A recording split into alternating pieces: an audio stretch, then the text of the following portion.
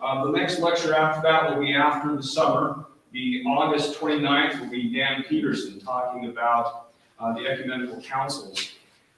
So let me, well, first of all, we've got to pick up our Turkish language lesson where we left off.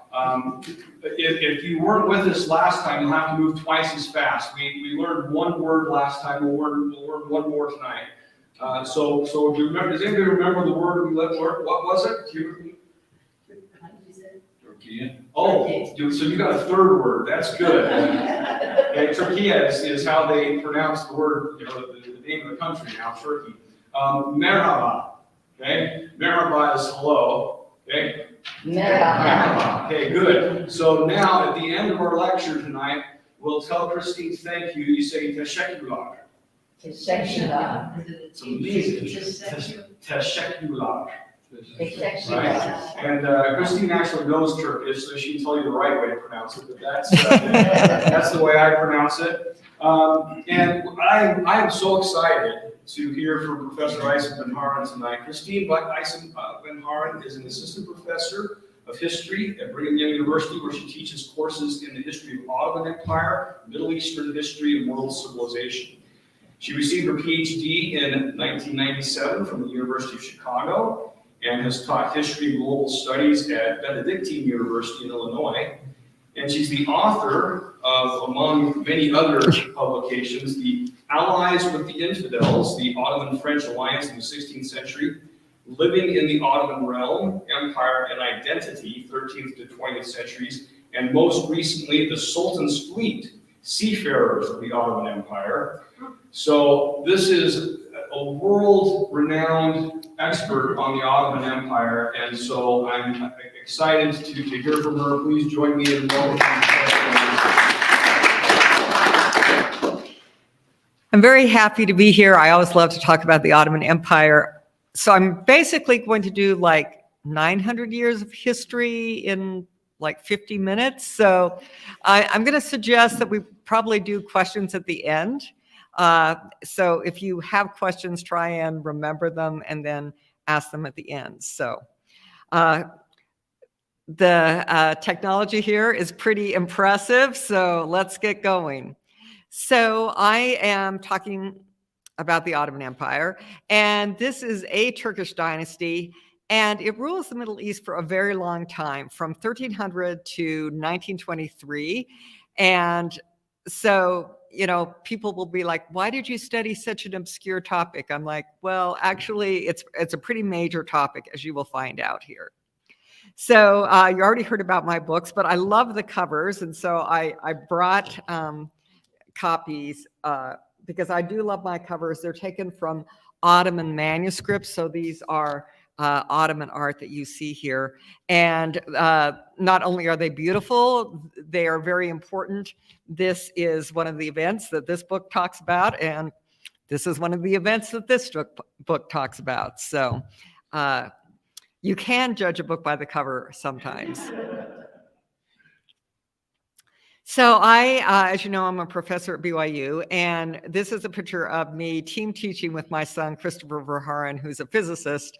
We team taught a class last semester, the destruction of the atom and the creation of modern society. So it's kind of fun to be able to team teach with your son. It doesn't get much better than that. So that's kind of a little bit about who I am. And now we're going to talk about Turks. So Turks in Turkey, there were no Turks in Turkey before 1071 when a Turkish dynasty, the Seljuks, defeated the Byzantines at the Battle of Manzikert. And this puts a lot of events in motion. Not only does it put a lot of Turks who move into this area of the world that's now known as Turkey, it also 25 years later, you get the First Crusade. So this is all pretty much related. And if you look at this map, you can see Nicaea on the map, and I'm sure you're going to hear about councils at Nicaea. The modern name of this is Iznik, and the Seljuks of Rome, and I'll explain that in a minute, had their first capital at Nicaea, which you see is very close to Constantinople. until the First Crusade. And when the Crusaders arrived, they made a deal with the Byzantines, and then they moved their capital to Konya, which is also the biblical Iconium. So this gives you an idea of the areas we are talking about here today. So I really love maps. So we have another map here, and we have the Seljuks of Asia Minor, or Anatolia, or Rome. And I'm sure you learned last time that the Byzantines were basically the Eastern Roman Empire. And so when you hear the Seljuks of Rome, it's the Seljuks of Rome is what it is. And so they rule a kind of a big chunk of central Turkey. Their literary language was Persian. Turkish was not used for writing yet. And a very famous poet, Rumi, if you've ever heard of Rumi, he lived during this time, and he is called Rumi because he was from Rum, R-U-M. Okay. There was a lot of intermarriage between the Turks and the Byzantines on the dynastic level, and presumably on other levels as well. Rumi, he was Muslim, so he had more than one wife, but one of his wives was Christian and never converted to Islam. And so it gives you an idea of how very cosmopolitan this area of the world is. So the Seljuks, the main Seljuk dynasty, ruled in Iran and Iraq, and their poor relations ruled in Asia Minor or Anatolia. But they kind of disappear from the scene, and no one knows exactly what happens to them. And we have a lot of small Turkish dynasties that move in the end of the 1200s. And does this show when I do this? Yeah, great. Okay, so the Osman-Oğulları are the Ottomans. And so they start out as this little dynasty right here, and then they start taking over territories from their neighbors, and they take over territories from a lot of their Turkish neighbors, and then they take over a lot of Byzantine territories as well. But they start out as one of many small principalities, and the Turkish word for principality is beylik. So a bey is like a prince. Okay, and so we talk about the Ottoman Empire starting in 1300, but they really aren't an empire in 1300, right? They're this little principality here. But here's a map that shows their expansion, and this is really important to see because, yes, they start out from this little territory here, and then they move over here, and then you see they start expanding in the Balkans or European territories just as early as they start expanding in Anatolia.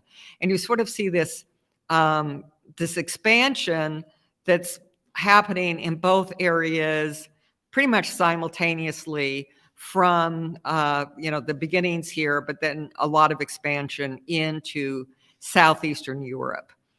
And this happens very early on, and I'm going to talk a little bit about various rulers of the Ottomans as a way of talking about the history and explaining this. But eventually you'll see that the Ottomans conquer Constantinople, they conquer Syria and Egypt, can I go back, please?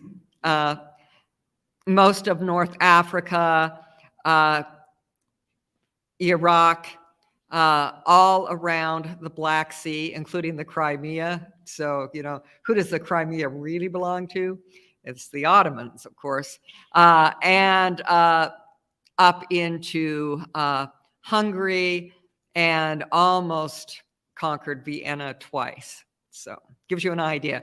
So when people would say to me, why do you study such an obscure topic? I'm like, well, this was the largest empire in the West after the Roman Empire. So, a major empire that lasted 600 years. I guess it's a major topic. So, all right. So we're going to start with the founder, Osman. And because English transliterates in a strange way, we get Ottoman out of that. So And his reign is basically starting, 1299, 1300. And he founds the dynasty. And we don't really have a lot of good records from this period. So we have a lot of myths. And so we have this dream legend that he's staying with a Sufi. Do people know what Sufis are? Islamic mystics. He's staying at Edebali's Sufi lodge, and he has this dream that this tree grows out of his chest, and then it spreads and covers the whole world. And so he asks Edebali, well, what does this mean? And Edebali means, well, it means your dynasty is going to be the ruler of the world, and would you like to marry my daughter? So So there is this idea that the Ottomans were very motivated by religion when they first founded their principality. But in fact, they had a lot of Christians in their armies as well as Muslims. So that seems to be like religion was probably not the main motivation. But you will hear the term Ghazi as a warrior for the faith kind of idea. The main city they conquered during the reign of Osman was Bursa. I don't know if you're going to Bursa. Too bad, but it's a great city, very famous for trade. So Osman's son was Orhan, and he's the one who really puts the Ottomans on the map. And they conquer Iznik in 1331. Iznik is Nicaea. And because the Ottomans are really this up-and-coming dynasty, they end up marrying, Orhan ends up marrying among his wives, Theodora, the daughter of John V Cantacuzene, the Byzantine emperor. And so once again, you see that this idea of intermarriage, close relationships between the Turks and the other groups that are living in this area is something that's very common. The most important conquest, in my opinion, but this goes to deal with my naval perspective, is Gallipoli, which is conquered after a major earthquake. And so when we had the earthquakes, and I'm not laughing because of the earthquakes, but it made me realize if you have some major disaster like this, where the walls of some city are knocked down, which is what apparently happened here, then it's easy for other groups to move in and to take over that area. And Gallipoli has been a major strategic location from the time of the Golden Fleece up to the present, as a matter of fact. So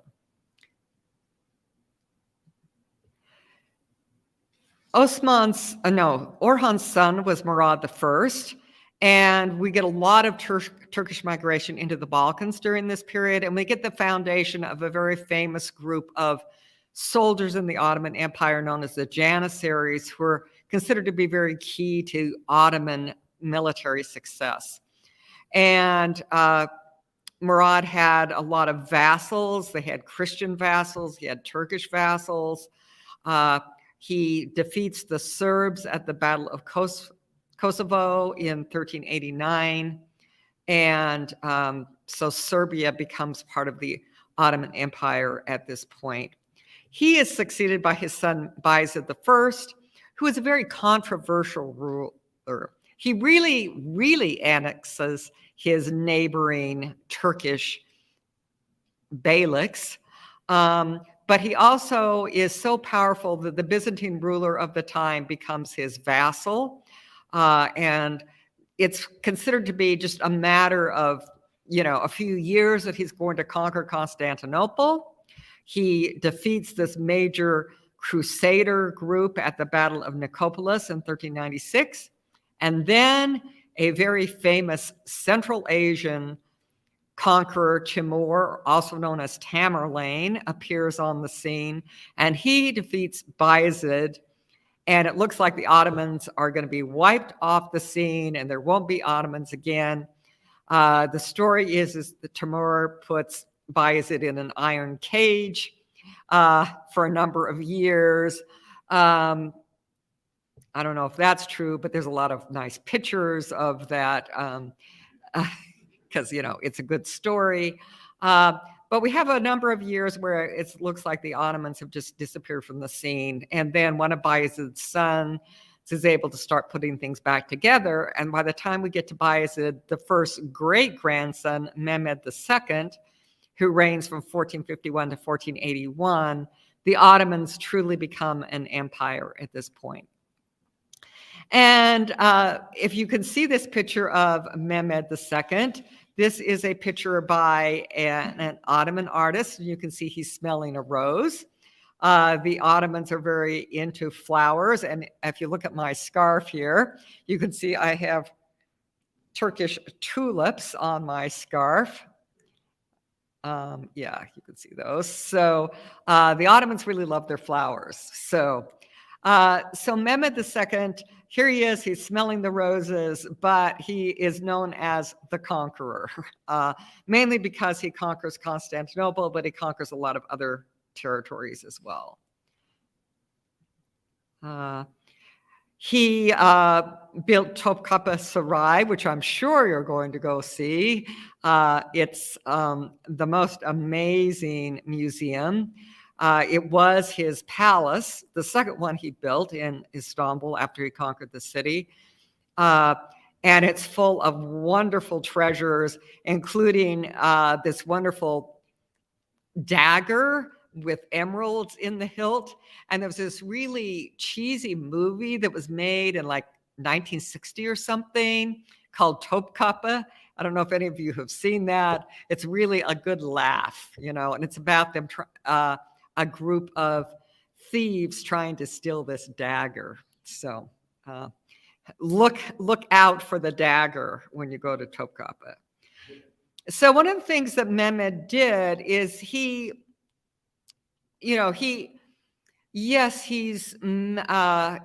Muslim. When he conquers the city, he turns the Hagia Sophia into a mosque. And it's a mosque for a number of years, and then it becomes a museum, and now it's a mosque again. But I'm assuming that you're still going to figure out some way to get inside. I think it should still be a museum, but Erdogan does not consult me for his policy. So there you go. But anyway, Mehmed created a very cosmopolitan empire with he attracted a lot of artists from Europe. And this is a model of Topkapı Saray. Saray means palace. This is the second court, and this is the first court, and this is the harem. The first court is now what's the parking lot for the museum. So it gives you an idea how truly huge this was. And all these chimneys are chimneys of what were once kitchens, because not only did a number of people live here, also people would come here and work for the day and would eat while they were there. And so it's really a large, beautiful space with the most beautiful setting in the world. So I'm not prejudiced or anything, I guess.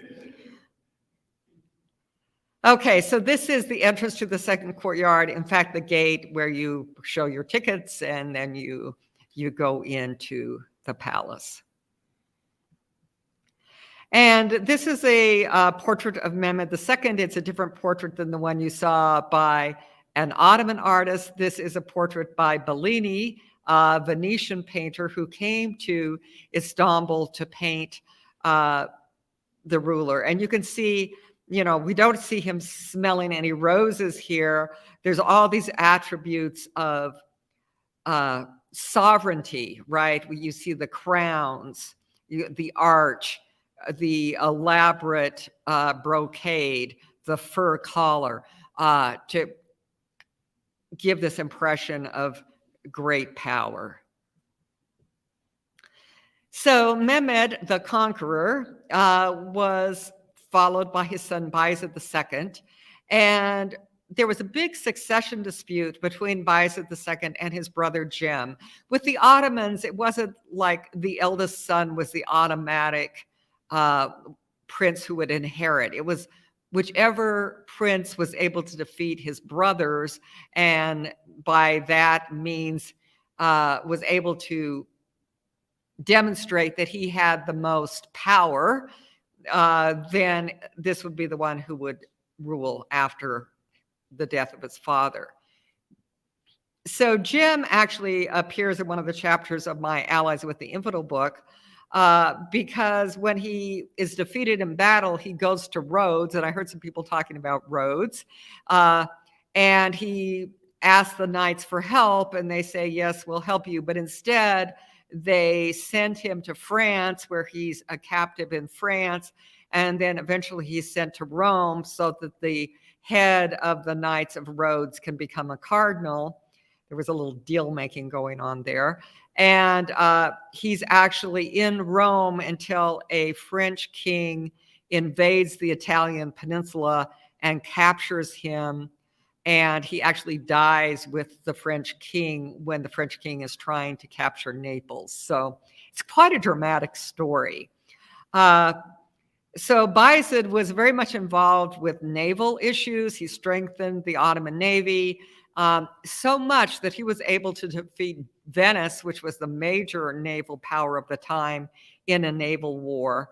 And so his reign is a period of consolidation after his father had conquered a lot of territory. And then following him is another person who conquers a lot of territory, and show you that in a minute. So I want you to see this mosque. This is Bayezid's mosque in Istanbul. You're probably not going to go see it. It's not one of the masterpieces. I'm not sure you're going to see all the masterpieces that you should, but but you'll notice there's a dome, and it's a pretty big dome, but we're going to see much bigger domes that get built by a famous Ottoman architect. But one of the things that rulers do is they build a big mosque complex, usually in Istanbul, but sometimes in other cities as well. So here's a picture of Cem Sultan, and this picture is actually at the Vatican. So you can see this is Cem right here. I'm sorry, they're letting me know on the internet that they can't see your mouse pointer. So use your mouse pointer, but go ahead and do some descriptive stuff so they can kind of figure out online. Okay, so in this particular painting, which is in the Vatican, it's a picture of Cem, who is the Pope's captive at this point. And I don't know if you've heard of the Borgia Pope. Yes, right.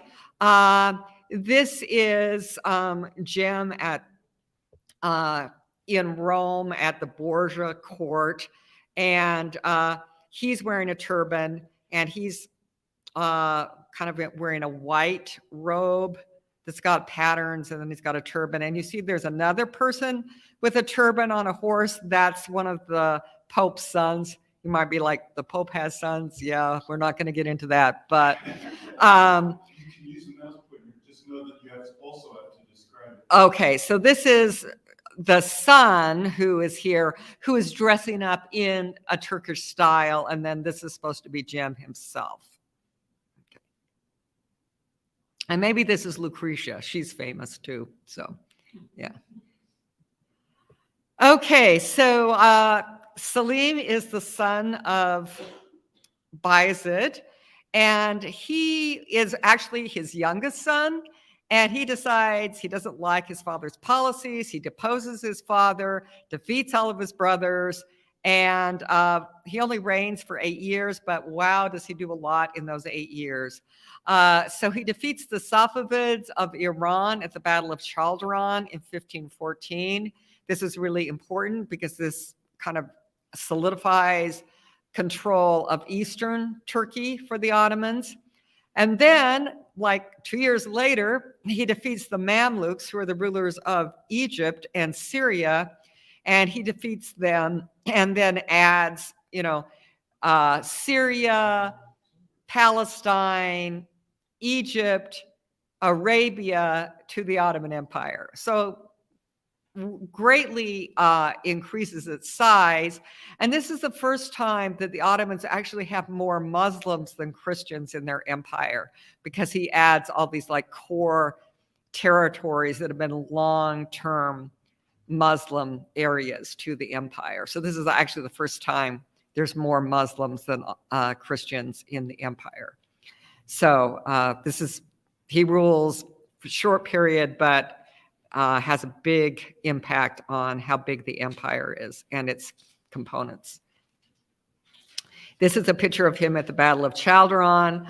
So the Ottomans used muskets and cannon, and the Safavids were like, oh, only sissies do that. And the Ottomans are like, yep, watch us win. So they did.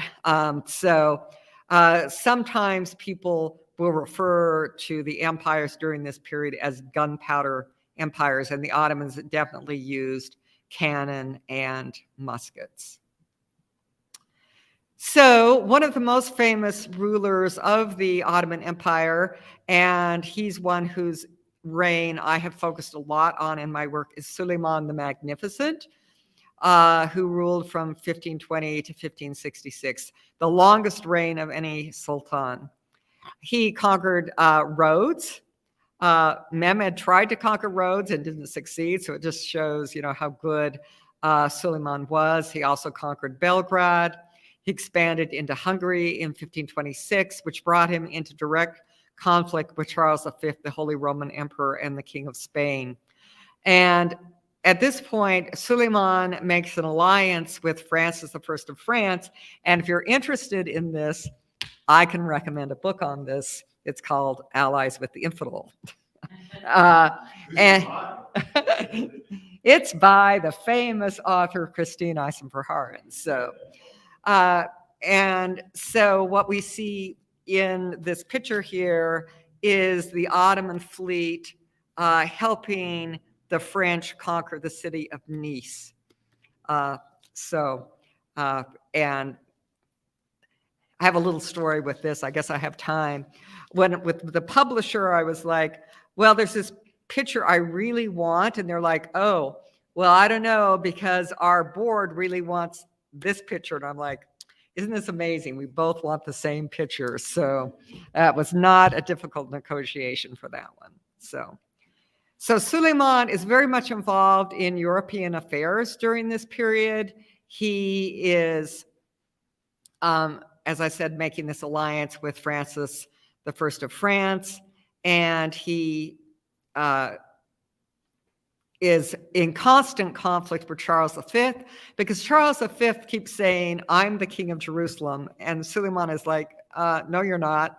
I actually rule Jerusalem. So I don't know if any of you have been to Jerusalem that are here. The walls of the old city, those are the accomplishment of Suleiman.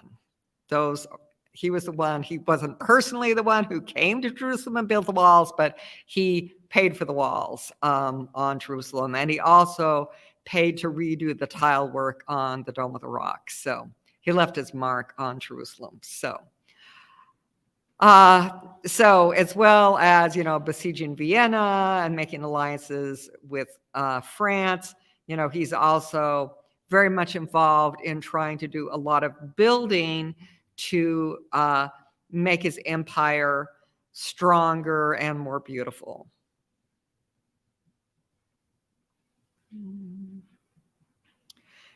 Oh, all right. Can we go back? So I was leaving. Some friends of my husband said, are you going to wear a turban? And I'm like, no, I'm not going to wear a turban. But there you see quite a turban on Suleiman. And, and one of the things I found out is that actually he would have had his head shaved. It's kind of like, from the time of the American Revolution, you see all those people in wigs. They actually had shaved heads. They did, in order to wear a wig or a turban like this, you have to shave your own hair. So I'm not going to do that. So, but it is quite the turban. So, all right. So Suleiman, among his other conquests, he conquered Iraq. He is known as Kanuni by the Ottomans, the Magnificent by Europeans, but Kanuni, the lawgiver, by Ottomans. And he has this wonderful love story. So the usual pattern is that sultans have concubines. They don't actually have wives. They have concubines, and they have one child one son per concubine, and then they move on. And Suleiman had done that, and then he met Harem, and he fell in love with her, and then he was totally faithful to her for the rest of his life. And they had like 5 children together, boom, boom, boom, boom, boom. We have a change in the pattern of how the succession works as a result of this relationship. This is Suleiman's Tura, and a Tura is a stylized signature. So this says Suleiman. Can you all read that? Certainly, right? Even if you knew Arabic script, you'd be like, of course that says Suleiman, you know.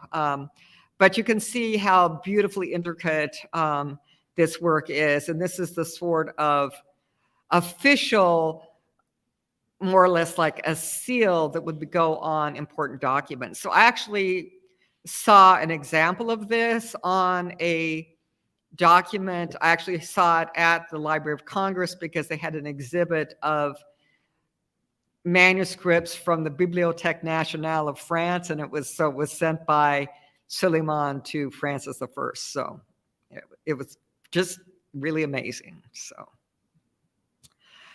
So this is Suleiman's bas-relief in the U.S. House of Representatives, and you might be like, what? But remember, he's a lawgiver, right?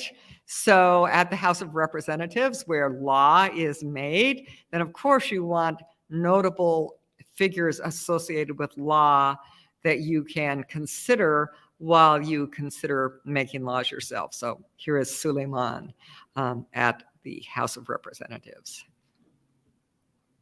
So I know when you are in Istanbul, you will go to the Hippodrome. And at the Hippodrome, you will see some of the things that you see in this picture. Here's a procession of guilds, but you will see an obelisk from Egypt. You will see this 3-headed, it's bronze with serpents, and this kind of broken column. So remember this picture when you're at the Hippodrome and you see these. So this was an area that had, from Byzantine time, was open space for like athletic events, and the Ottomans used it for processions and things like that. So, and here's a picture of Suleiman and Hayreddin, and Suleiman is on the big throne, and Hayreddin is sitting at all, which is amazing. That's because he was elderly at this point, but he is the most famous admiral of the 16th century. Not just the most famous Ottoman admiral, but the most famous admiral. And everybody wanted to claim him as one of theirs. And so here he is consulting with the ruler. And so because of his status, he was allowed to sit. So during the reign of Suleiman, a certain person called Sinan, who was recruited through what's called the Devshirme, which is like peasant boys in the empire, and he became a military engineer. But when he was 50 years old, he starts building mosques, and then for the next 50 years, he builds mosques. So he lives to be 100 and builds some of the most famous mosques, which you will at least see the skyline if you don't actually go to the Süleymaniye. I don't know whether you're going to the Süleymaniye or not. That's the best mosque in Istanbul. Yeah, okay. And so the Süleymaniye is his most famous mosque in Istanbul, and you're not going to see that except from in a distance. So it's on the top of a hill, and so you will definitely see it because, you know, it's the most prominent mosque on the skyline. And you can see it has a much bigger dome than Bayezid's dome, right? As compared to the rest of the building, the dome is much bigger. And so this is one of his masterpieces, the Süleymaniye. Now, Suleiman's son was another Selim. He only rules for a few years, doesn't really do much, but the Ottomans do conquer Cyprus during this period. But, and here's him, you can see he's kind of plump. He's known as Selim the Sot, so not exactly as great as being the Magnificent, but there you go. But he has the most beautiful mosque in the world, and you won't see it because it's in Edirne, and I'm sure you're not going to Edirne. But Sinan's goal in life was to build a dome that was bigger than the dome of the Hagia Sophia, and he did that when he built the dome of the Selimiye, which is in Edirne. And here's a picture of it. And the picture doesn't do it justice at all. It's like it kind of floats in the air. I know you probably think I sound silly, but it's really amazing. And then inside, it's just incredibly, incredibly beautiful. So not many people do see this. I am one of the lucky few because most people don't go to Edirne. But okay, then we arrive at the 17th century, and this is where I'm going to pick up the pace a little bit. In case you think I've been dawdling, we're going to go faster now. This is a period of crisis in all Eurasia. It's known as the crisis of the 17th century. You have lots of unrest. You have an English civil war. You have civil wars in France. It's a very difficult period for the Ottomans. There's a lot of financial dislocation, perhaps because of inflation, which of course we couldn't relate to at all. Military expenses skyrocketed during this period. And there are a lot of changes in the world economy, and people are trying to figure out, what's the best way to deal with all these changes with the economy during this period of the 17th century. So this is a mosque I think you will see. It's called the Blue Mosque, but its official name is the Mosque of Sultan Ahmet. And so the area of Istanbul where it's built is called Sultan Ahmet. And Topkapi is right there, and so is Hagia Sophia. So it's a really nice mosque. Not quite as good as the Süleymaniye, but it's a really nice one. And it's located by all of the other main attractions that I'm sure you'll be seeing. You'll also notice here all the tulips, right? Tulips originate in like Central Asia, Iran area. And actually the Dutch get them when they're trading with the Ottomans and take them to the Netherlands. So you will enjoy seeing this mosque. It's really beautiful. So how many of you like Turkish soap operas? Actually, there was a series called The Magnificent Century made about Suleiman and Harem that was really popular worldwide. And here is the second kind of version of it when we have, it's called Kösem, and Kösem was the consort of Ahmed I, and she outlives him by like 30 years or something. And so it's about her and her power as the queen mother in the 17th century. She dies in 1651, so she has a lot of power for a long time period, and she has a number of children. So if you ever need something to do, I think you can watch these things on YouTube. And sometimes they even have, they're either dubbed or they've got English subtitles. So, yeah. So women are actually pretty important in the Ottoman Empire. The Queen Mother, Kösem, wrote a letter to the Grand Vizier. This is in 1627. So basically, it's important to know these women were literate. They may have been secluded, but nevertheless, they knew everything that was going on, and they were directing affairs in the empire. So this is evidence of this here. So I'm moving along. I'm moving like 50 years on to Ahmed III, who reigned at the beginning of the 18th century. And this period is known as the tulip period, or in Turkish, the Lale Devri.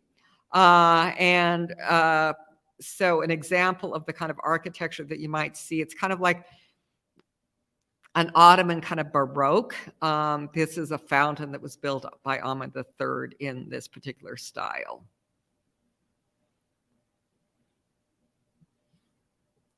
So now I'm really moving along quickly here to Selim III. So we had Selim I, amazing, conquered lots of territory. Selim II, not so much. Selim III is known for trying to do a lot of reforms, but not very successfully. He gets deposed and is really not successful in making a lot of changes. But he's noted for his attempts to do this. He is followed there's a little brief period in between by a cousin of his, Mahmud II, who reigns from 1808 to 1839. And if you compare how he's dressed to how Selim III is dressed, you might notice there's quite a big difference. So you see, if you want to go back, and you go, I guess I can go back, but see, the kind of the long robe, the turban in Selim III, and then if you go to Mahmud II, he's wearing very European type of clothing. Yeah, he does have a fez on, but other than that, he looks pretty European.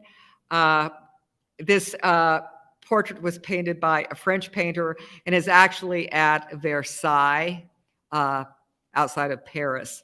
And so you can see the kind of the French influence. And so he makes a lot of changes. He's like, the Janissaries, they're not effective anymore. Selim III tried to get rid of him. They deposed him. And so I'm going to get rid of the Janissaries. And he does that by bombarding their barracks. Pretty effective, right? And so then he is able to change his army. So that's Mahmud II. His son is Abdul-Majid II, and he reigns during a period that begins in 1839, known as the Tanzimat. And this is where we have a lot of enormous changes.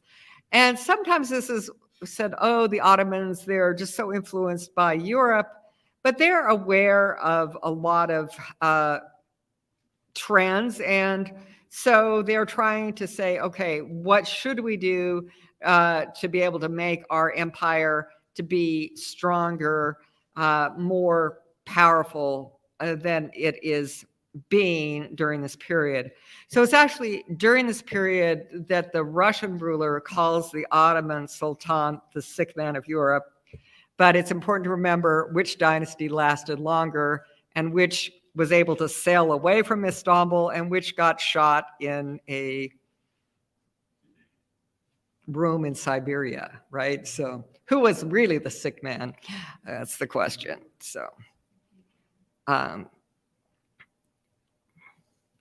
So we get to Abdul Hamid II, and he reigns for a number of years near the end of the empire. This picture is actually a portrait, a photo taken of him at Balmoral. You all know Balmoral, right?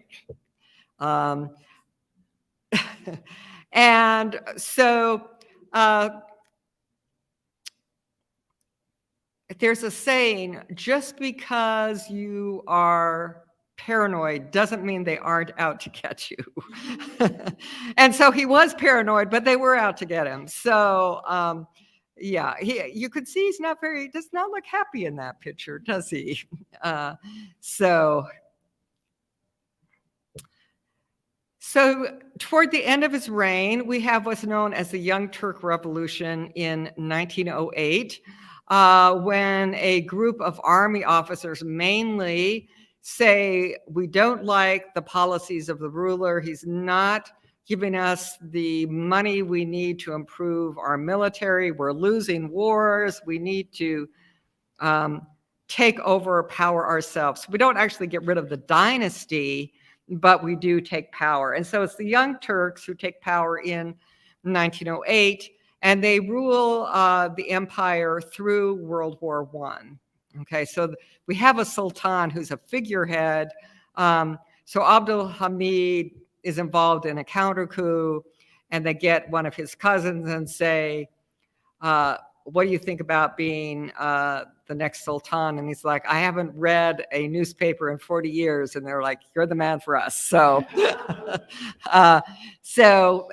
they take over, and it's the Young Turks who decide to, for good reasons, actually, to make an alliance with Germany, because with friends like the French and the British who were taking over Ottoman territory, with friends like those, who needs enemies? So they do make an alliance with Germany, but as it turns out, that is not the best option, as it turns out, in World War I. So this is a picture of various scenes at Gallipoli. You going to Gallipoli? Pretty close to Troy. Going to Troy? Okay, Gallipoli is very close to Troy. So I just have to tell you my little Gallipoli story. The first time I went to Gallipoli was, I think it was April 25th.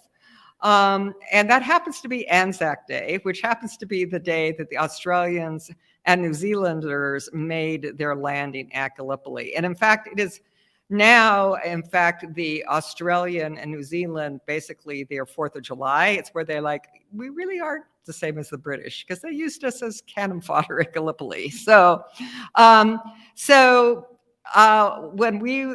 my family and I were on the ferry, it was full of Australians, because they were, it was this anniversary day and they were all going to Gallipoli. So, very important battle. And it is a battle that the Ottomans defeated the Allies at the Battle of Gallipoli. And here we see famous individual Mustafa Kemal, which is where he comes to prominence, is at the Battle of Gallipoli. You can see, here are the straits. You can see various British warships getting sunk. You can see the landing at Gallipoli was the biggest landing until D-Day, biggest amphibious landing. Here's Ottoman soldiers having a good time, waiting to be killed at Gallipoli. And, basically it was a mini Western front at Gallipoli. So Mustafa Kemal, you don't want to forget that name, right? Because he is going to become Ataturk, and you are going to be becoming very familiar with Ataturk's picture and statues as you go to Istanbul, and I'm sure you'll go to Taksim, and then go down Istiklal Caddesi and go shopping, right? That's the best place to go shopping. So this is Ataturk. Mustafa Kemal, he takes the surname of Ataturk, which means father of the Turks. And this is a picture of him with his wife, Latifa Hanım. But pretty soon in his policies, he's going to get rid of fezzes, and he's going to encourage women not to wear hijab, and is going to make a lot of major changes in Turkey. He is the one who, after World War I, fights back against the Allies, is successful, gets a renegotiated treaty, and then founds the Republic of Turkey. And that's when the Ottoman Sultan is able to sail away, and the last Ottoman dies in New York City. So that's the Ottoman Empire, and I did that pretty quickly. So you might have questions because I did that so quickly. So if you have some questions, I should actually go back to the title here of The Lord of the Two Lands and the Two Seas. Is the Ottomans, the two lands are like the Balkans and Anatolia. So they were always ruling in Europe as well as in Asia. And the two seas were the Aegean and the Black Sea that they controlled. So very important. So, Let me ask, with the succession, yes. how did Suleiman the Magnificent change the order of succession? So the pattern would have been he already had one son by a concubine, that he would have had one son with Harem, and then he would have had moved on to another woman and had another son, and then moved on to another woman and had another son, just. And then they would poison each other. Well, no, assassinate each no, other. they wouldn't. They'd fight battles. But Suleiman really wanted one of his sons by Harem to succeed him. And his first son actually died of natural causes. And then Suleiman was worried about his eldest son trying to depose him because, that had happened to Suleiman's grandfather. So he was executed, that son. And then Suleiman basically put his kind of influence and military power behind one of his remaining sons by Harem. So. But how did that affect the subsequent succession? Well, after that, there was kind of always, even though where there were a number of sons, they would have one son who was considered to be the heir.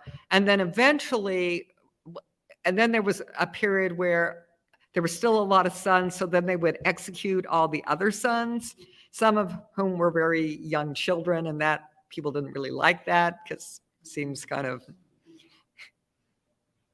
So was it kind of bloody. So I'm not quite done yet. So, and so then they decide all of the princes are just going to stay in the harem. So the harem was not just for women, it was also for the sultan's family. All the sons will stay in the harem until and then it's the eldest member of the dynasty who will succeed. So not necessarily father to son, but whoever is the eldest male member of the dynasty. So I'm assuming you're going to go see the harem when you're in Topkapi. And so they talk about the kafes, the princes being in the cage. So it's not a literal cage. It's like a gilded cage in the sense that you're basically under house arrest in a palace. And would they just stay there? They Yeah. never leave ever for the rest of their life? Until they became the sultan. Okay, unless everybody else died, then they would be. Yeah. Yeah. So. Can you talk a little bit about some of the with respect to the writing, dress, political, social reforms? Okay, so he very much, and this is really important, Ataturk was born in the city of Salonika, which is now Thessaloniki. I always have a harder time with the Greek name than the Turkish one, in Greece. And so he was from this part of the empire. Salonika was a very cosmopolitan area. It had a huge Jewish population. The Jews, when they were expelled from Spain, most of them came and settled in the Ottoman Empire, and Salonika had this huge Jewish population until World War II, when the Greek government sent them to the concentration camps. So it was a very cosmopolitan city with a lot of Christians, a lot of Jews, as well as Muslims, a lot of influence. And so this is the background that Ataturk came from. And he wanted, once he ended up with the Republic of Turkey, which didn't include any of that territory anymore, he wanted to kind of remake the rest of Turkey to be more like his hometown. And so he was very well educated. And also did a lot of reading. And so he changed the law code. He encouraged people to change their dress. Like the fez had become popular with Mahmud II, but with Ataturk, it's like you've got to wear a brimmed hat. He also closed the Sufi lodges. He had the call to prayer be given in Turkish rather than in Arabic. It's now back to Arabic and has been for a long time, but he was concerned about the low rate of literacy. And so he changed the alphabet from the Arabic script to a modified Latin alphabet. So it's actually pretty easy to read the signs in Turkey. You may not pronounce the words correctly, but you can at least read them, right? And so he made those changes. He promoted a lot of opportunities for women, education. Women got the vote in Turkey before they did in France, as a matter of fact. He didn't have any children of his own, but he adopted a lot of young women to be his daughters. And one of them became like a famous female pilot. And so he really encouraged a lot of different changes. Now, one of the issues is this was pretty top down. And so there's, kind of a question about how deep did those changes go, right? Because there were definitely a lot of people who didn't like his policies and his ideas. So when you go to Istanbul, depending on where you go, you might see, usually visitors from the Gulf countries are the ones who are really covered, but there's kind of all versions of, scarves, raincoats, that's not a Turkish thing, the little slits. That's, as I said, those are usually visitors from Arabia, Saudi Arabia. And I have seen the shortest skirts I've ever seen in my life in Istanbul too, in some neighborhoods. So you can see everything, right? There are the most beautiful scarves in the world. In Turkey, I have a big collection of Turkish scarves. This is one I bought last summer when I was in Istanbul. So a lot of the women, they will totally cover their hair, but with these really incredibly beautiful scarves, right? But you'll see really a wide variety of dress from women especially. So did I cover all of those things? One other thing that I think is interesting is the way that he made these affirmative efforts to change the language. Transforming it so that you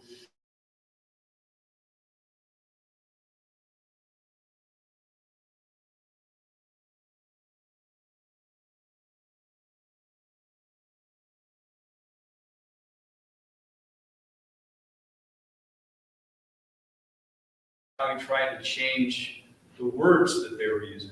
So this is actually very common, not just in Turkey, not just in the Middle East at this time, because this is where we really have the rise of nationalism to like a huge extent is post-World War I.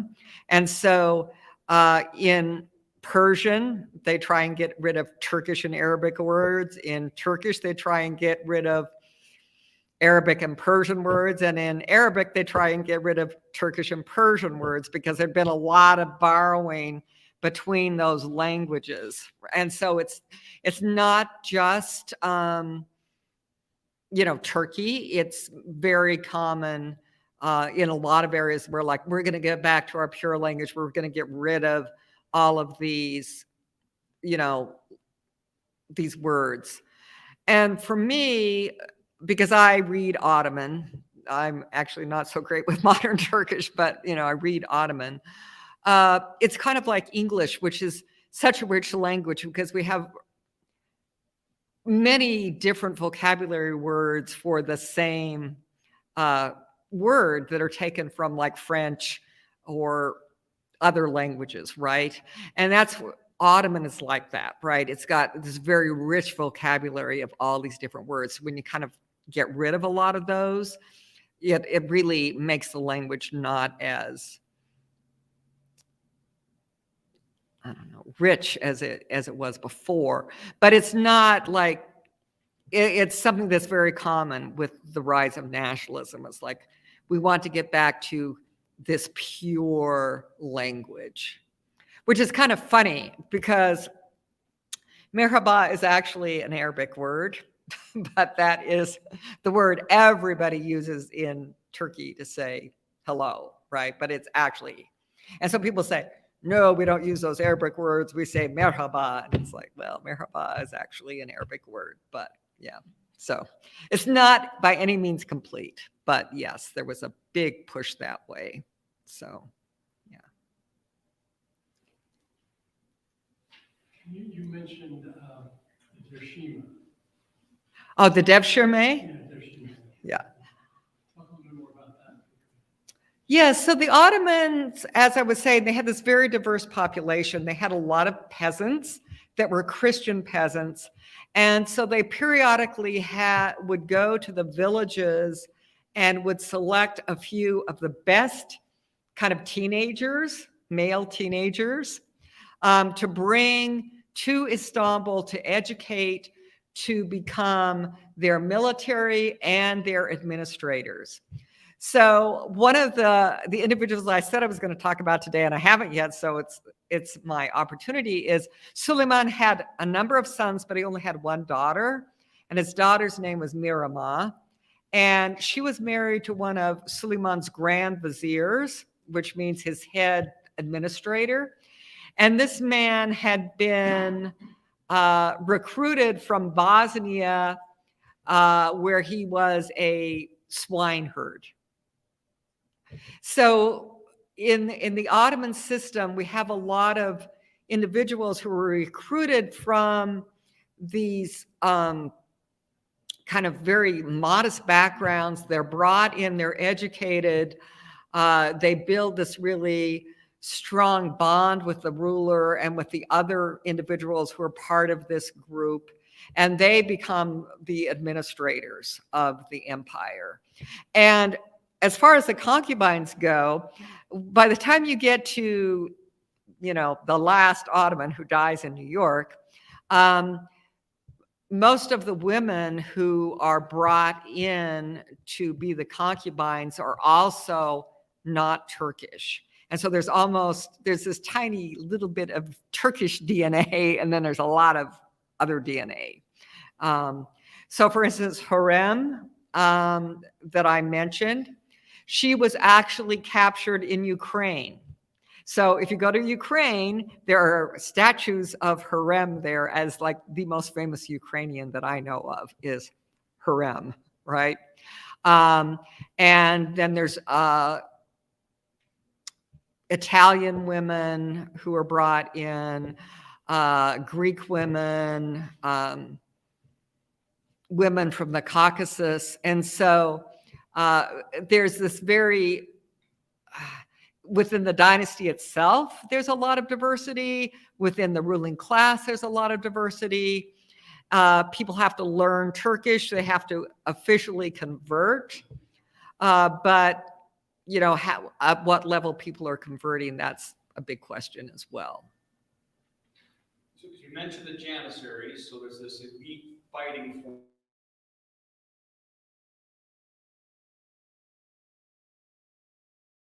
The Devshirme.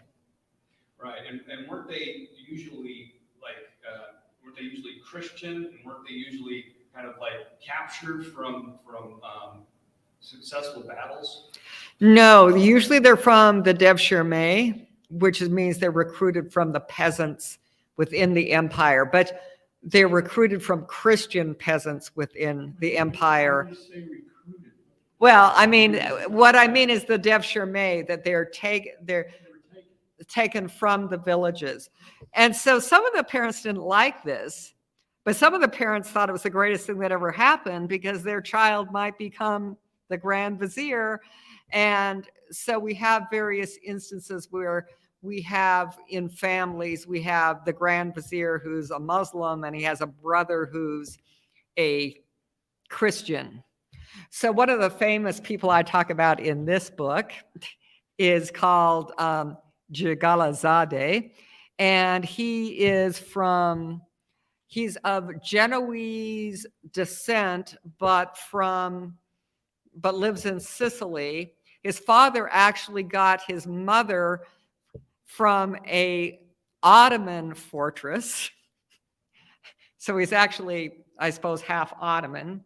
But he and his father are captured. Jigala-Zadeh, which means son of Jigala. Jigala is an Italian name. Is then educated in the Ottoman palace. And he eventually marries a great-granddaughter of Suleiman. So there are some instances of people being captured, but it's more people being recruited within the empire. And so, yes, some people are like, oh, it's awful, my child is being taken away. And other people are like, yeah, but he might become the richest person in the empire after the sultan, as opposed to being a swineherd.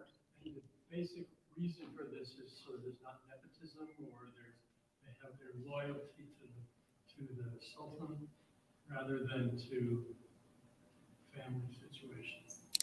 Yes, so I don't know how clearly that came through, but yes, this is the idea, is not to have an aristocracy, but to have these people that are all of their position is basically dependent on the ruler, and so they're totally loyal to the ruler, and so that, and then you don't have to worry about having kind of this aristocracy that might not actually be very intelligent or